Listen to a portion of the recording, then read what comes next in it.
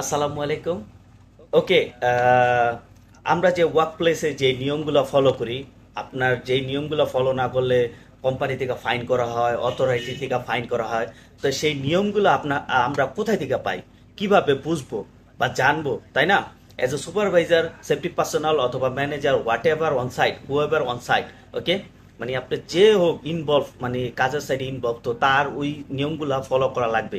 তো এখানে দুইটা জিনিস আছে, একটা হচ্ছে মানে ডব্লিউএসএস অ্যাক্ট, আর হচ্ছে সাবসিডিয়ারি লেজিসলেশন যেটা আন্ডার এমওএমএ, আর হচ্ছে গাইডলাইন্স মানে কোড অফ প্র্যাকটিস। তো ওটা হচ্ছে ডব্লিউএসএস কাউন্সিল থেকে গাইডলাইন দেওয়া।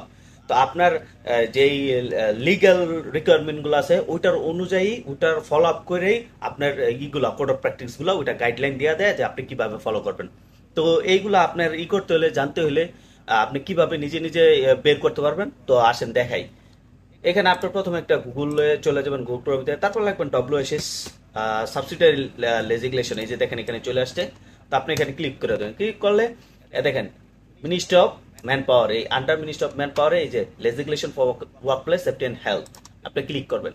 ক্লিক করার পরে এই যে দেখেন এখানে আপনার হচ্ছে ইনজুরি কম্পেনসেশন অ্যাক্ট, তারপর হচ্ছে work place safety and health act, তারপর নিচে দেখেন ডব্লিউএসএস অ্যাক্ট সাবসিডিয়ারি লেজিসলেশন, ওটা হচ্ছে কনস্ট্রাকশন রেগুলেশন, তারপর হচ্ছে জেনারেল প্রভিশন, এরপর হচ্ছে আপনার first aid regulation, incident reporting regulation, risk management regulation. তো এই জিনিসগুলো আপনি কিভাবে ফলো করবেন বা কি করতে হবে, অন সাইডে না করলে অথরাইটি আপনার ফাইন করতে পারে, এগুলো সব এখানে দেওয়া আছে। তো এখানে মানে কি পয়েন্টগুলা সুন্দর করে উল্লেখ করে দেওয়া আছে আপনি কি কি করতে হবে। তো এইটার অনুযায়ী বেস করে আপনার কোড অফ প্র্যাকটিসে আপনার ডিটেলসে বলা আছে আপনি কিভাবে মানে ফলো করবেন, সেটা হচ্ছে কোড অফ প্র্যাকটিস। তো এই কোড অফ প্র্যাকটিসগুলো আপনি কিভাবে বের করবেন, আপনি যাইয়া সিম্পলি লিখতে হবে কোড অফ প্র্যাকটিস। যেমন ধরেন রিস্ক ম্যানেজমেন্টটা দিলাম, কোড অফ প্র্যাকটিস দিলে এই যে এখানে চলে আসবে দেখেন code of practice of code of practice on WSS risk management. তো এটা ক্লিক করলে এখানে আসলে আপনি ক্লিক করতে মানে এখান থেকে ডাউনলোড করতে পারবেন। তো এইভাবে আপনারা কি করতে পারেন, মানে যেই ডব্লিউএসএস অ্যাক্টগুলো আছে বা সাবসিডিয়ারি লেজিসলেশন, এমওএম এর যে নিয়ম কানুনগুলা, তারপর হচ্ছে কোড অফ প্র্যাকটিসগুলা, এই এই মানে সম্পূর্ণ জিনিসগুলো আপনি চাইলে নিজে নিজে এখান থেকে আপনি ডাউনলোড করে পড়তে পারেন অথবা অনলাইনে পড়তে পারেন। নিয়ম কানুনগুলো আপনি বুঝতে পারবেন।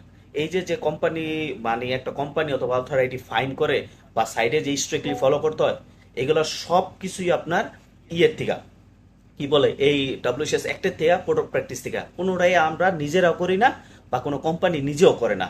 এগুলো সেফটি ম্যানেজমেন্ট সিস্টেমে, এগুলার বেসেই সেফটি ম্যানেজমেন্ট সিস্টেম মানে করা হয়, ইমপ্লিমেন্টেশন করা হয় আর কি, ডেভেলপ করা হয়, তারপরে এটা ইমপ্লিমেন্ট হয় অন সাইটে। তো আশা করি বুঝতে পারছেন। ধন্যবাদ।